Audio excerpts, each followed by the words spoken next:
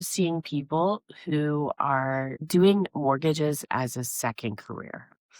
And I'm not saying you can't be successful doing it as a first career. You absolutely can. I have friends that have been in this business for over 20 years because this is what they started from day one. And that's really cool. But I think a lot of us have come from another career.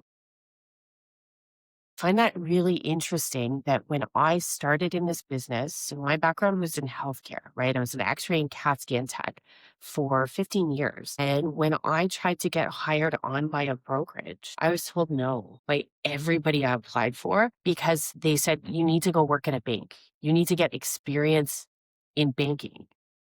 Here I was with a degree in economics. I had a master's degree. I had owned rental properties. I had done weird things like refi a home to get out money to buy another home and move into it so that I could use less down payment. I had done purchase plus improvements a couple times. I actually knew a lot about mortgages, and I was told to go work at a bank to get experience in this industry so that somebody would take me on.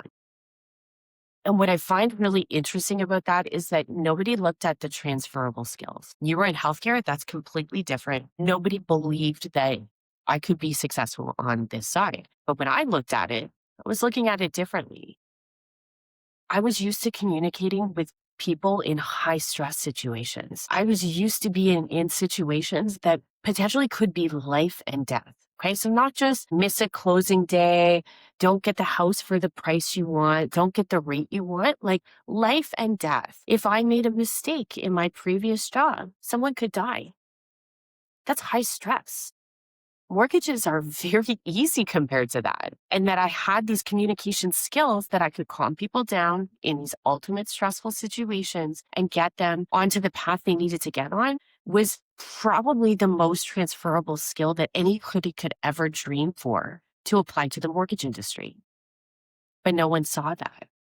So if you are someone coming from a previous career, I really want you to think about what are those previous honed skills that you have developed over time that you're really good at. Because I've seen a lot of people come from healthcare and be very successful in this field. I've seen a lot of people come from other types of sales and be very successful in this field. If you have a teacher, an underwriting coach, somebody who can help you with the mortgage stuff, the really hard part about this job is being good with people, communicating well with people in a way that they understand what you're saying, they understand where you have to go, they understand what you need to get there, and they trust you to do that. That is the hard part about this job. The sales and the knowledge, like actually doing your mortgages, like that can be learned, right? But that communication stuff is really, really important. And it's going to make or break your deals. And it's also going to determine if somebody trusts you to even work with you in the first place. So for those people coming from previous jobs with transferable skills, lean into them, recognize what they are, and then realize the pieces you don't have and find them. Right? Sales coaching, you can find sales coaches anywhere. Communication coach, if you need to join Toastmasters or do something to learn how to training. Jill has a great course. We have a self-employed course. Depending on your brokerage, you might have underwriting coaching mentors, somebody who can help you with that mortgage knowledge and talk to your BDMs. They will teach you everything. That's how we learned, right? Meeting with the BDMs, having them go through the programs and learning what to do.